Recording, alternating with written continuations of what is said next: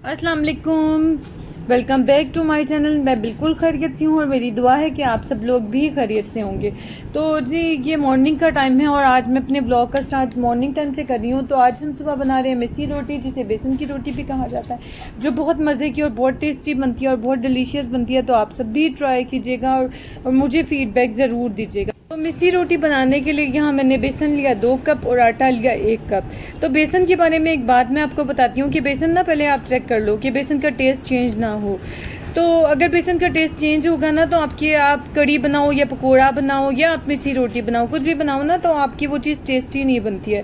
तो आप सबसे पहले बेसन को चेक कर लें। और यहाँ मैंने एक बड़ी प्याज 1 अदद चॉप करके ऐड की और धनिया पुदीना को ऐड किया और हरी मिर्च 2 अदद ऐड की। और हरी मिर्च को ना मैंने थोड़ा बड़ा बड़ा काटा, ताकि वो बच्चों के मुंह में आती है ना, फिर उन्हें अच्छी नहीं लगती हैं। तो बड़ी होंगी तो वो निकाल के रोटी से निकाल के साइड में रख देंगे।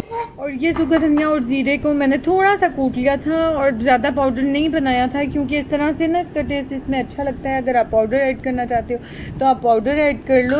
और मैंने यहाँ लाल मिर्च ऐड की,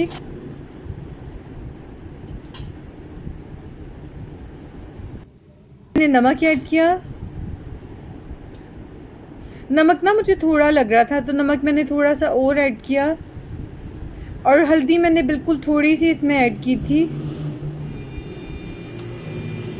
हल्दी मैं थोड़ी सी बस कलर के लिए ऐड की थी। और यहाँ पे मैं चिली फ्लेक्स को ऐड कर रही हूँ, क्योंकि हरी मिर्च भी ऐड किया, तो इसलिए मैंने चिली फ्लेक्स को थोड़ा सा कम ऐड किया। और थोड़ा सा इसमें कुकिंग ऑयल जाएगा और थोड़े से पानी से ना आप इसे गूंद लेंगे। इसमें ना थोड़ा थोड़ा करके पानी आपने डालना है, एकदम से पानी नहीं डालना, नहीं तो फिर आपका आटा नरम हो जाएगा और फिर काफ़ी मुश्किल हो जाती है इस तरह से।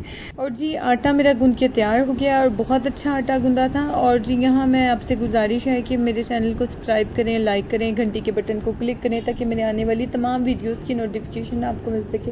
फ्रेंड्स और फैमिली में ज़रूर शेयर किया करें।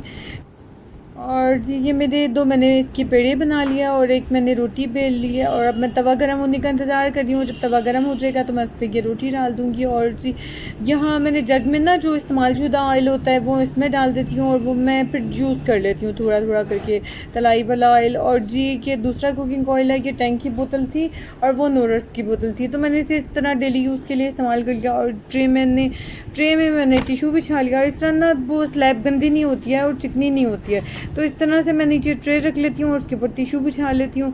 तो इस तरह आपकी स्लैब चिकनी नहीं होगी और आपकी वॉल भी गंदी नहीं होती है और आपको बार बार साफ़ नहीं करना पड़ता। और यहाँ बेसन का पराठा ना बिल्कुल हल्की आंच से बनाऊंगी, बिल्कुल लाइट सी धीमी सी आंच रखूंगी। इस तरह ना कि बहुत चौक बनता है और मैं इसे घी में बनाऊंगी। घी में बहुत खस्ता और बहुत लजीज बनता है। और आप सब भी इसी रेसिपी से ज़रूर बनाइएगा और ज़रूर ट्राई कीजिएगा, बहुत मज़े की बनती है। और इसे देख के भी बहुत दिल चाह रहा था कि बस जल्दी से खा लिया जाए, और आपका भी दिल चाह रहा होगा। और जी हस्बैंड ने और बच्चों ने बहुत खुश होकर खा ली। और हम लोगों को बस इसी बात की खुशी होती है, जब बच्चे और हस्बैंड खुश होकर खा लेते हैं तो हमें ज़्यादा खुशी होती है। और यहाँ मैं बर्तन धो चुकी हूँ और बर्तन धोने के ना मैं ग्लव्स यूज़ करती हूँ, क्योंकि मेरे हाथ में रैशेज़ हो जाते हैं बर्तन धोने से और एलर्जी हो जाती है। मुझे बर्तन धोने वाला साबुन सूट नहीं करता है, तो इसलिए मैं ग्लव्स यूज़ करती हूँ। तो आप चाहें तो आप भी यूज़ कर सकते हैं। और ये बास्केट है जिसमें रख के मैं बर्तन धोती हूँ। और इस तरह बर्तन धोना ना बहुत इजी रहता है। मैं इसमें बर्तन रख देती हूँ और बर्तनों पे जितना भी सब कुछ लगा होता है, मतलब पत्ती, चावल, हड्डियाँ, जो कुछ भी बर्तनों में होता है वो सब बास्केट में आ जाता है। और इस तरह गटर लाइन बंद नहीं होती है और बहुत ईजी तरीका है और बहुत आसानी से हो जाता है और बहुत फ़ायदा होता है इसका करने से। तो आप सब भी कीजिएगा।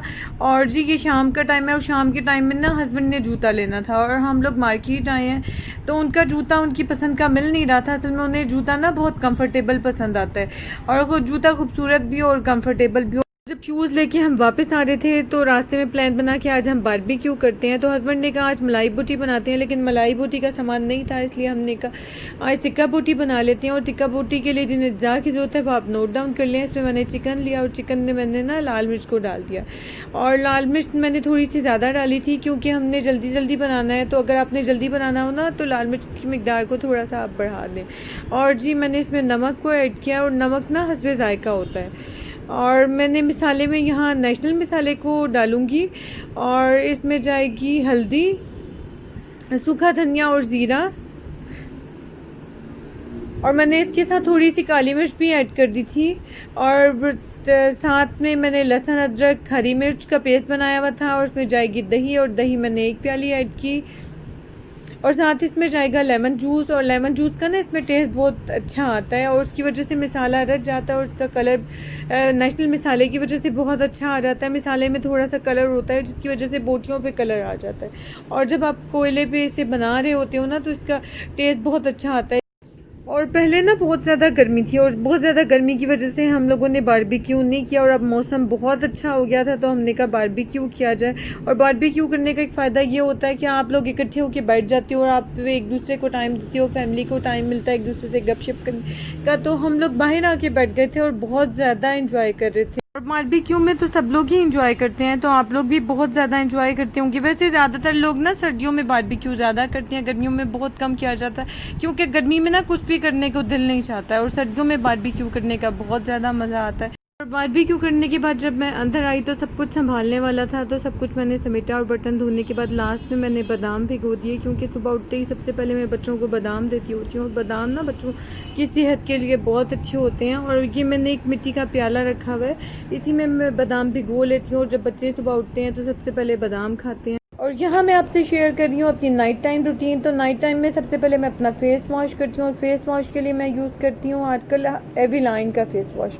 एविलाइन का फेस वॉश बहुत अच्छा है, बल्कि एविलाइन की ना तमाम प्रोडक्ट्स बहुत अच्छी हैं और मुझे बहुत अच्छी लगती हैं तमाम प्रोडक्ट्स, और मेरे चेहरे पे ना इनसे कोई साइड इफ़ेक्ट नहीं आता है, तो इसलिए मैं एविलाइन की प्रोडक्ट्स यूज़ करती हूँ। और उसके बाद जी मैक्सड्रिफ क्रीम है, और मैक्सड्रिफ क्रीम मैं फेस वॉश करने के बाद अप्लाई करती हूँ और इसका भी बहुत अच्छा रिजल्ट है। और ये आपको मेडिकल स्टोर से आसानी से मिल जाएगी, और बहुत थोड़ी अमाउंट में अपने चेहरे पे लगानी होती है, और ये बहुत नॉन ग्रीसी फार्मूला है और बहुत अच्छी क्रीम है।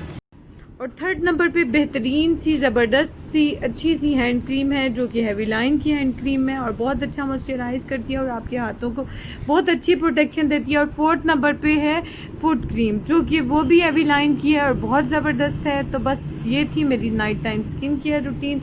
उम्मीद है कि आपको पसंद आई होगी, और पसंद आए तो प्लीज़ लाइक कीजिएगा, कमेंट कीजिएगा और फ्रेंड और फैमिली को शेयर कीजिएगा। और यहाँ हम अपने व्लॉग का एंड करते हैं, फिर मिलेंगे नए टॉपिक के साथ। अपना और अपने इर्द गिर्द वालों का ख्याल रखिएगा। अल्लाह हाफिज़।